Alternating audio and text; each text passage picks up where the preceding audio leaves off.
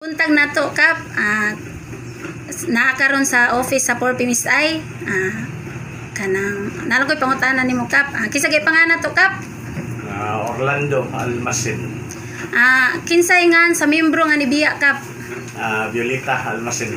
igunsa man to nimo kap Ako mama. karon kay modawat ka sa converted sa cash kap kanang unsay may istorya nimo about sa 4P kap? Ano may istorya ko sa Porpino kanang wala may magdahong nga inaani magid kay naghamig na experience ba para sa inani. Pare atong sa gigamit na muskos kong mama wala gyud niya. Salamat ko sa Porpi nga tinuod na agad minabil no naagi minadawat dakoy katabang ni sa mga kulang sa kon sa mama. Nya biyap lang no nga salamat ko sa pagka-Porpi sa mga staff no ni Ma'am Juan. Grabe si aktibo bisag usahay balit mig bayad no sagkag siya dito pa Bukid. Ya, salamat jud kay ma'am. Salamat jud kayo nga amo ning nakuha karon. Unsay may istorya nimo about sa uban pagkap nga wala pa na membro sa 4P? Nga kulang na no para sa kong barangay.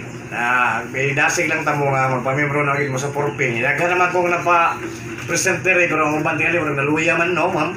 Ako na idasig og balik labi na gid siguro ma'am sa akong mga pork meeting sa akong kuan ako idasig ang 4P nga ilang abilon kay tinuod na agid nagi kay madawat no nagi kay madawat nagi mapaabot.